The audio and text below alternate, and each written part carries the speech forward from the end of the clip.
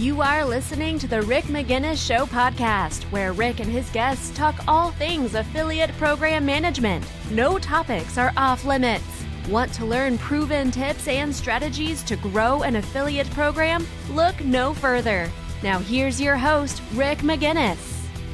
Welcome back to the Rick Magennis Show. Today, my guest is Dave Nafziger. He is the co-founder of Brand Verity. Dave, welcome to the Rick Magennis Show. Hi, thanks, Rick. It's a pleasure to be here. No, it's my pleasure. I appreciate you coming on. We were talking earlier, just briefly. We met about 6 years or so ago at a conference, and it's been good. I've had a good time using your software to help manage affiliate programs. So it's going to be a good conversation today. But first, I just want you to just explain to the audience who you are and how you got to where you're at today. Yeah, absolutely. So I launched, co-founded Brand Verity back, I think maybe 12 years ago to solve the problems of affiliate compliance and paid search. It was I think we're the only provider that made that our core focus at the start. And, effectively what we help do is monitor paid search ads to ensure that affiliates are complying with program rules and conditions and policies. We launched our second service maybe 5 or 6 years ago. It's a web compliance service, and it monitors web content to also ensure affiliate compliance with rules and guidelines and requirements by advertising partners. About 3 months ago, we were acquired by Partnerize. Following the acquisition by Partnerize, we've been working on integrating our products into the Partnerize platform, as well as continuing to invest in them as standalone offerings to advertisers, networks, and agencies. Now, in terms of the acquisition, does that change anything in terms of who can use the software and who cannot, or is everything still kind of like business as usual? Great question. Absolutely business as usual, and is absolutely the intent. One of the things that was important to me during as we selected an acquirer was that they think about the industry broadly rather than just narrowly from what any one company can provide. And the Partnerize team absolutely thinks about compliance as a thing that raises the industry across the board and helps ensure that partnerships have a seat at the marketing table aligned with the other major channels in a company's programs, and view that kind of industry-wide compliance and ensuring that partnerships and affiliates have a good name is an absolutely essential component of making that successful. So we'll continue to offer Brand Verity products and services, both to agencies for sure, and absolutely to networks and other platforms. Even though they compete with Partnerize, I think we all view that these tools are things that we as an industry want to continue to invest in because they make us all better. You're absolutely correct. And the reason why I asked that question is because a few years ago, there was an acquisition with like a recruiting software that at the beginning of it, they would only let people that were on the network that acquired it use it. And I thought it was kind of crazy, and I thought it was kind of short-sighted, but they've since then fixed it and made it available to everyone. But I just found that to be a little odd, and I was just asking that because it was something that actually happened. But I'm glad to hear that you're keeping business as usual. Yeah, and certainly I think other participants in the industry have thought differently about their acquisitions. I will say there is a fairly well-trodden path where particularly networks and platforms that have acquired companies do tend to kind of work across the industry. But that was an important thing to me, and it was I was for sure delighted to find a team that views compliance in particular as something that benefits the industry broadly, and we're continuing to invest in and sell it as an independent product as well. Fantastic. Now, compliance is not the sexiest topic in the world for affiliate marketing, that's for sure, but it's very, very important, and it's often overlooked by brands. Now, when you were creating this product, was it just the demand was there, people were complaining about it, or did you just see something that just needed a solution? It's a great question. I'll sort of take you back to some of the origins of the offering.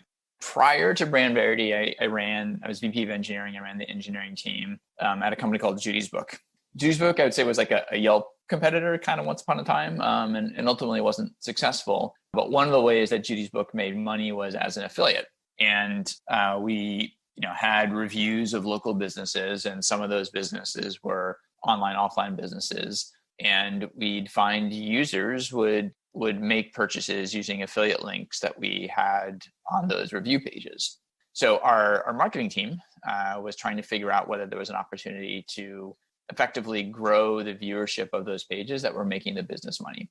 And they went and purchased paid search ads to some of the landing pages that had reviews on it. And they, in particular, I think they started with some of our higher traffic pages, which were partners like Gap. And I remember distinctly that Gap, I think our marketing team bought paid search ads for the term Gap coupons. And we had a few coupon codes on our review pages, and users would click on those ads and go to Gap and make a purchase. Shortly after running those ads, we received a note from the Gap affiliate manager who asked us to stop because we were violating their program policies.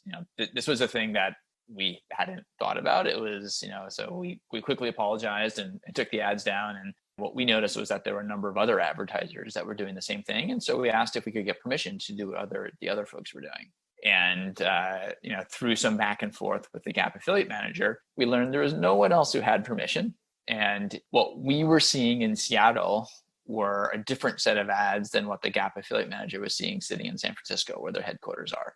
And what the affiliates were doing is they were reverse geo-targeting their ads so that a user sitting in San Francisco wouldn't see the ads, but everybody else would. And so that, to me was the first indication that there was an unsolved problem here.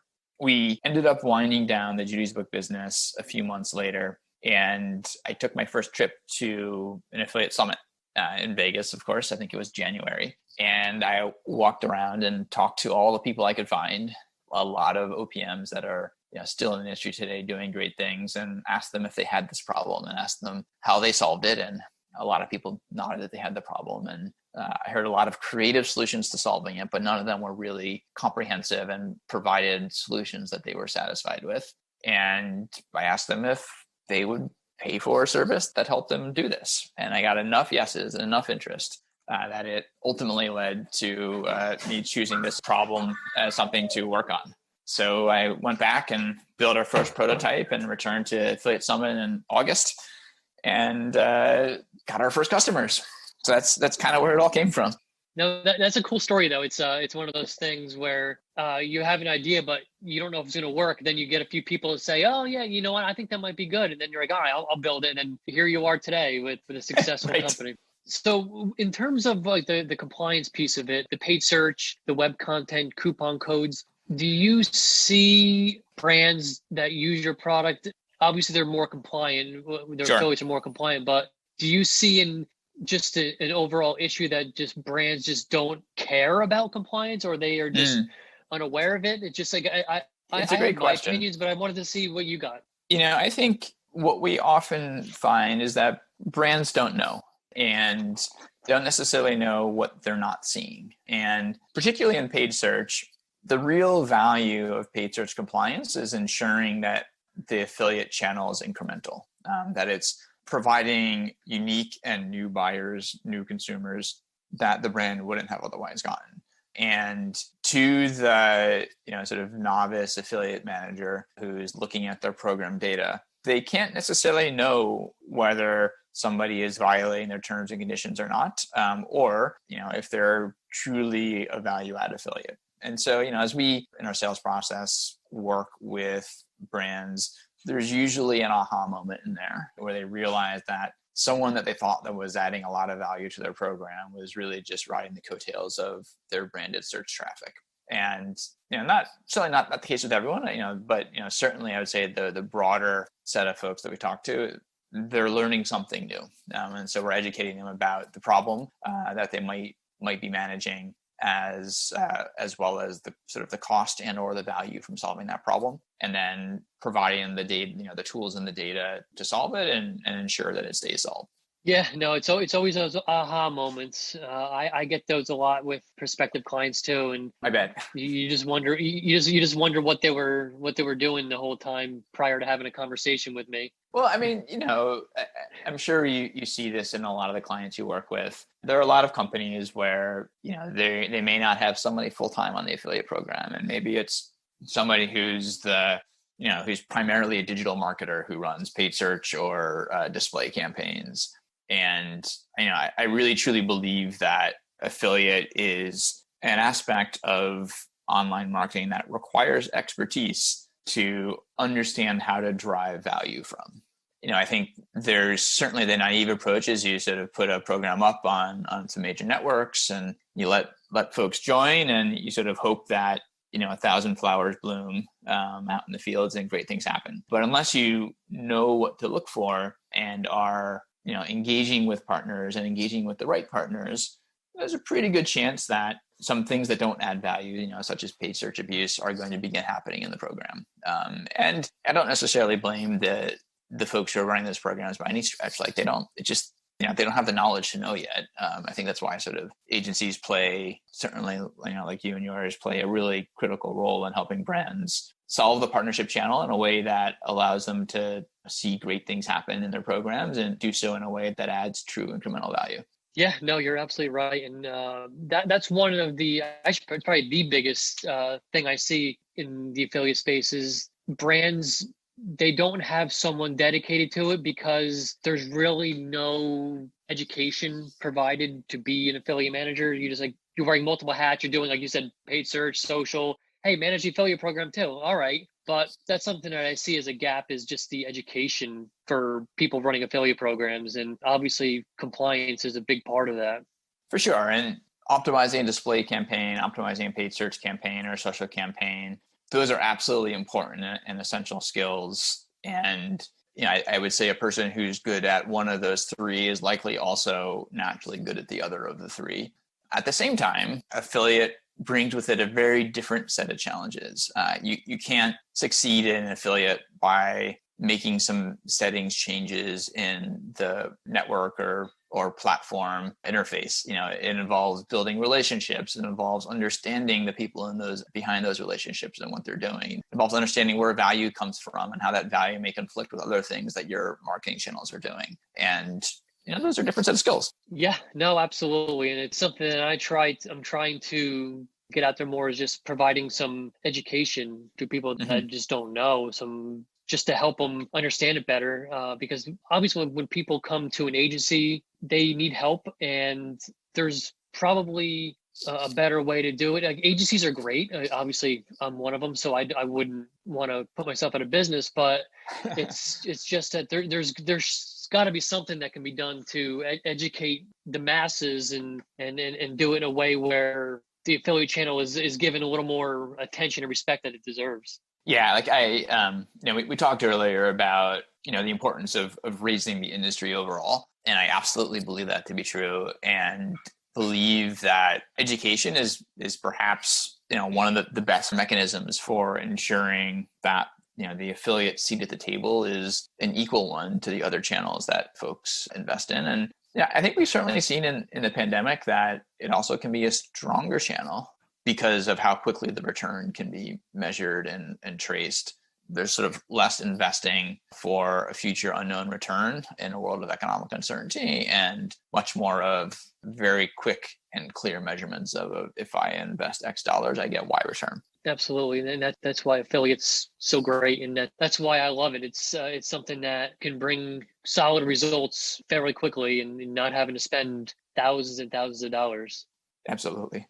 So in terms of an affiliate manager and what they're doing on a daily basis, and in terms of monitoring compliance, what would be the one thing that you say that you would give advice to affiliate managers that don't have your software? Obviously, they don't have the brand Verity tool. So, like, what would you say to them to help them control compliance? Is there anything they can do with that without, of course, using brand Verity?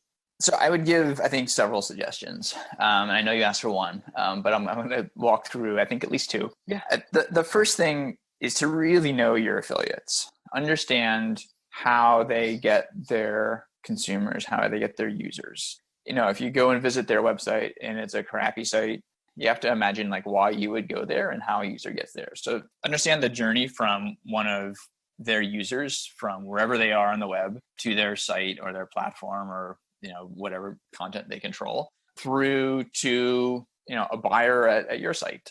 What are the things that, how do they convert that user from their site to yours? And is it something that you can see yourself doing or see someone else doing? And if you can't really understand how those pieces get together, or you get sort of hand wavy explanations of like, oh, it's SEO, or we do magical paid search or whatnot, ask for examples so that you can really dig in to understand what that looks like.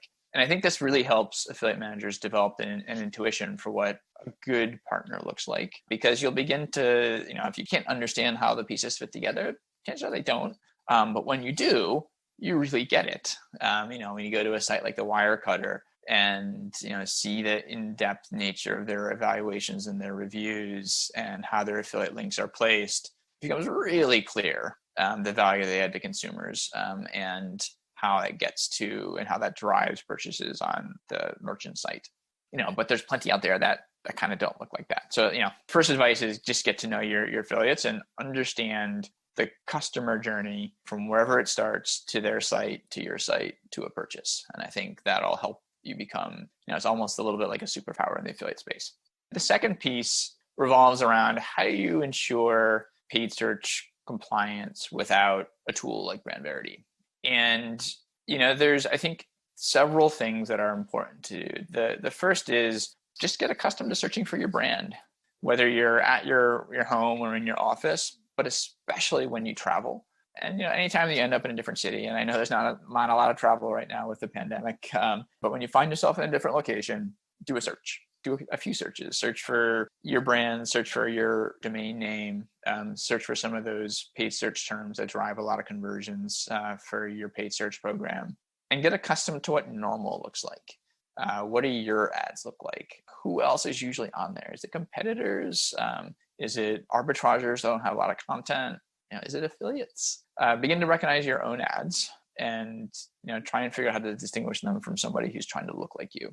And if if the brand does get to the point where you're starting to see affiliates in, it's sort of a big enough brand that you're seeing affiliates beginning to buy some of those paid search terms, I would, certainly a much less expensive option to subscription to Brand would be to pick up a VPN and use that to do some searches, VPN with exit nodes in a number of different cities, and use that to see what the web looks like from different locations and what your searches look like from different locations to see if you have those ads that are being reverse geo-targeted. No, those are perfect examples. And because a lot of brands on the smaller side, they can't invest in tools, but these are very simple ways to just get an idea of what's going on with your brand. And then eventually, if it keeps happening, then you may have to invest in a tool. But it's just the little things. Just you got to just be aware of your brand. Your brand is everything and should be monitored every day anyway. But those are great points. Thanks, Dave. Yeah, absolutely. I think to the extent that you're looking for VPN-like tools, NetProtect and their product IP Varnish is one that we've had good success with, and I certainly know the affiliate manager for that program, Dustin, has been in the industry for a long time and really understands the nature of the problem and can help guide solutions there as well. Fantastic. So as we wrap up here, I wanted to just see if you could just provide one piece of advice for affiliate managers. I know you just talked about some ways they can monitor their brands on the no cost end, but what advice would you give affiliate managers moving forward in 2020, 2021 and beyond, what to be on the lookout for? So I want to, reinforce one of the points that I made earlier and expand upon it a bit. We're certainly seeing, a spike in abuse. And I think that comes from both a drop in advertising and other channels and sort of an increase of folks who are maybe out of a job and looking for easy ways to fill their coffers. So, I think as we progress through the pandemic and as campaigns turn back on, you'll want to be particularly certain around the partners that you're working with and their promotional methods. I really feel like the affiliate manager needs to, almost be sort of the jack of all trades. So it needs to understand how all of the other channels in the marketing program work. And, to the extent that budgets are slower or less new acquisition happening through the pandemic, I would strongly encourage you folks to use the time to understand how your paid search team works, understand how your social team works, and understand how those things map, how the display team works and how those things map to the what affiliates can do and the value that they can add, or in some cases, the value that they can detract by, sort of almost doing the same things or over interfering with your ongoing campaigns. So use the time now to understand how the rest of the programs work, and certainly continue to learn your affiliates and how their businesses work. Yeah, no, absolutely. That's great advice. And I was always told that affiliate is probably the one mechanism. Really, it's really not a channel, so to speak. It's more of I was always told that, and because it encompasses everything. So you can, yes. everything. Like, affiliate is like social and SEO. It's everything under one umbrella. So that's why I'm happy you brought it up by just trying to understand the other channels like social and that type of thing, just so that'll give you a better idea of what affiliates are doing in the long run, and it'll just help you just in general with your career. You'll know a lot more than most people too. Absolutely. Dave, I do appreciate you coming on, sharing some knowledge. And now, where can the listeners find out more about you and Brand Verity? Yeah, so always, first off, always a pleasure. I appreciate the invitation. I always enjoy chatting with you, Rick. Our website, brandverity.com. There's a lot of great information there. We have lots of tips on our blog about how to protect and ensure that your affiliates are compliant, certainly both with and without tools. All right, great. I appreciate it. And I will talk to you soon, Dave. Thank you very much. Thanks again, Rick. We want to hear what you thought about this episode. You can email Rick directly at rick@bearcatmedia.com or leave a review where you listen to podcasts. Don't forget to subscribe because new episodes will be released every Wednesday. Thank you for listening to the Rick Magennis Show podcast. Never miss an episode by subscribing to the podcast in iTunes, Google Play, and wherever podcasts are available. To learn more about Rick, go to bearcatmedia.com.